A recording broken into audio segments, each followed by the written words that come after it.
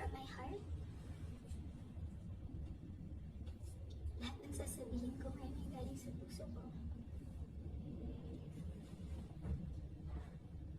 Today I will take accountability for everything. Nagkamali ako, and I want to say sorry for everything that I have done. It all started last June of 2024. I was in a very dark place. I was lonely. And I was getting attention from Anthony. The kind of attention that I needed. When I sensed that there was this brewing attraction between Anthony and I, nadala ko sa emotions ko. And I knew that was wrong. I came clean right away. I told my ex everything. And I admitted things to him. And then we broke up. It wasn't easy. It was very hard for me, too. I announced the breakup. The reason why I became so emotional during the interview because I was holding back a truth. Yun yung totoo.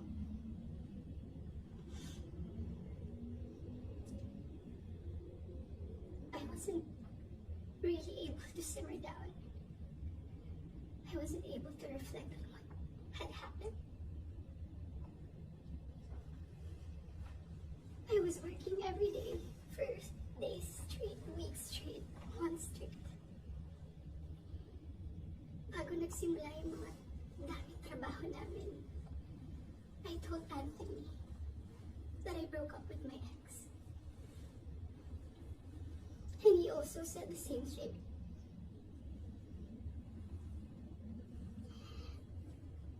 Mind you, I was in a very lonely place. I was so lonely. And I was so vulnerable at that time. Like everybody, nakaka-break lang. You would be so vulnerable. I was working every day. At sa lahat ng trabaho na yun, kasama ko si Anthony. Aaminin ko, sa araw-araw na pagtatrabaho namin, nahulog din yung loob ko. He would be very sweet to me. He would be such a gentleman to me. He would say things to me. He would tease me on the set in front of other people. He would tell all the people who were close to me that he was single. So, I was confident to act a certain way around him on the set. Because in the eyes of the people there, we were both single.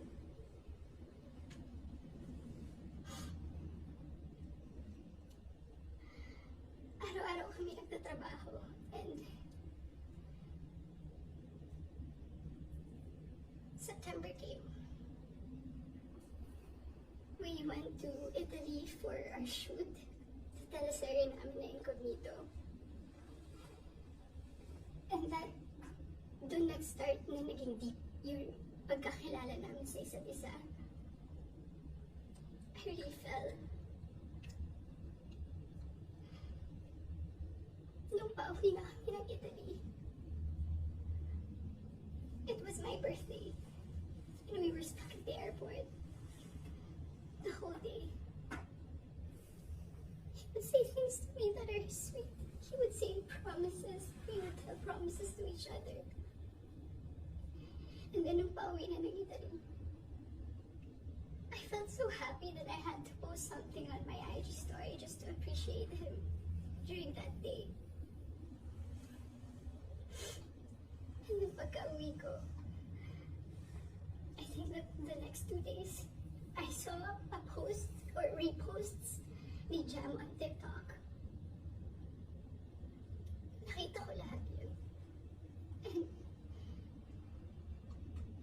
at that time, yung time frame na yun, nasa screenshots din na nangamusta ako.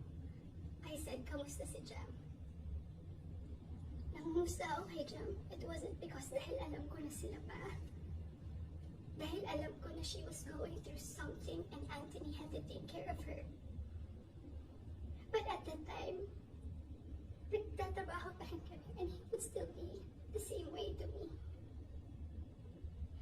I would ask him, God knows I asked him, nagkabalikan ba kayo? He said no. Do you still love her? He said no. He would say things na ako yung gusto niya and all. I really asked him so many times. And then the first wave of bashing on TikTok. Masakit yun para sa akin. I asked him, when are you gonna release a statement na wala na kayo? When? Because in the eyes of the public, you are taken, but I know that you're not. And you would be very sweet to me. When are you gonna release a statement? He would tell me he was waiting for the right moment. I didn't want to be pushy.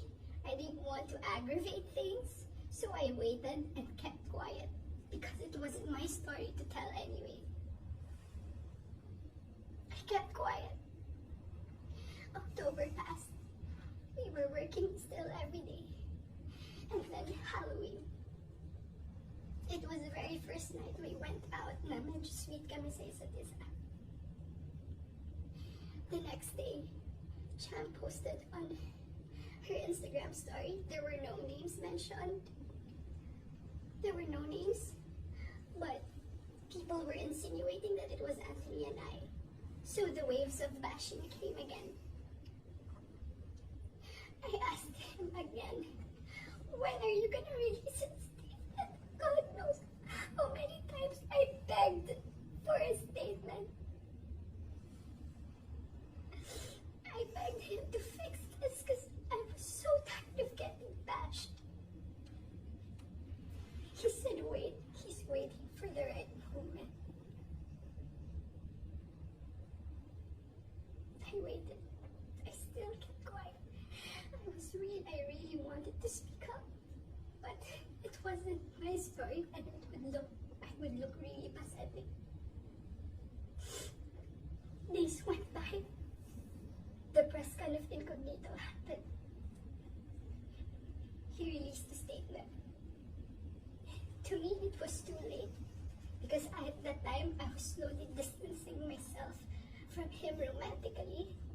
The infatuation and the attraction died. But thank you for the statement. I thought everything was in the clear. I thought everything was gonna be okay. Ilang days nung lumipas. The screenshots. When I read it, it was 10 p.m. on a Tuesday night. When I read it, I was gutted. I was shocked. I'm truly embarrassed. Dahil nakita ng tao lahat yun without my consent. Against my will. I read the screenshots over and over and over again. Ang pinaka na-shock ako dun. I read it. It was the perfect narrative. That there was this other woman. That there was this apologetic boyfriend. And the avoidant boyfriend towards the other woman. And the scorned woman. That's the narrative. That's her side of the story. And there's nothing wrong with that. But this is my side. This is my side. And I've been reading those screenshots. Doon ko napagtagpi-tagpi lahat. Na kaya pala hindi siya makapag-release ng statement. Dahil sila pa pala this whole entire time. I didn't know. I was in the dark. I didn't know. ilang beses ako nagtanong. Ilang beses ako nanghingi ng statement. Doon ko din na-realize bakit ganun yung reactions ni Jam. Now, I get her. I get her pain. I get her wrath. I get her anger. Kaya pala ganun.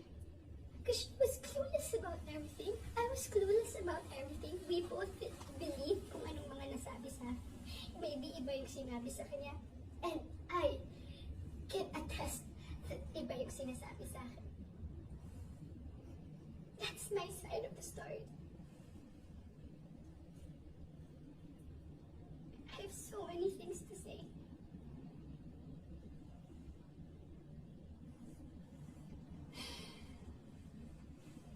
Hindi na ako makapaniwan. Papahinga pala ako ganito sa buhay ko. So to the public, I am sorry that you got to see that very intimate side of me. Ganun talaga ako pag nagbigay ng pagmamahal.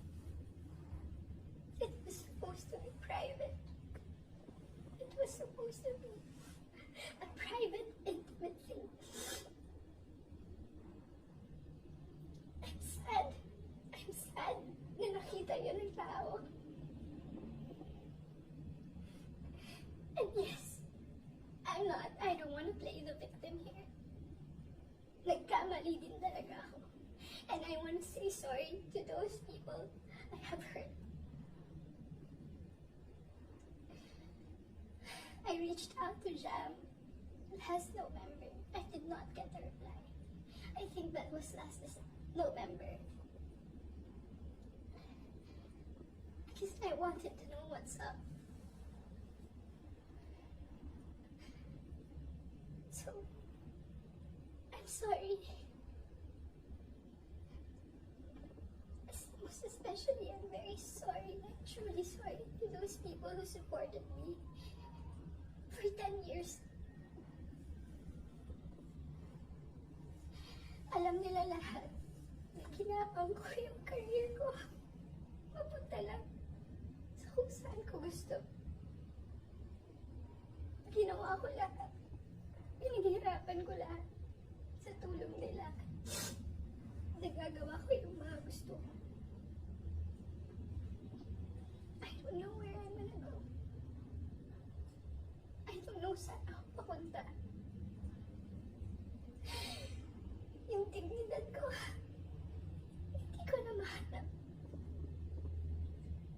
Whenever I go out, whenever I walk, I feel like I'm a naked woman walking. Alam mo nang gagawin ko. I'm so embarrassed. And I'm sorry that you get to see that.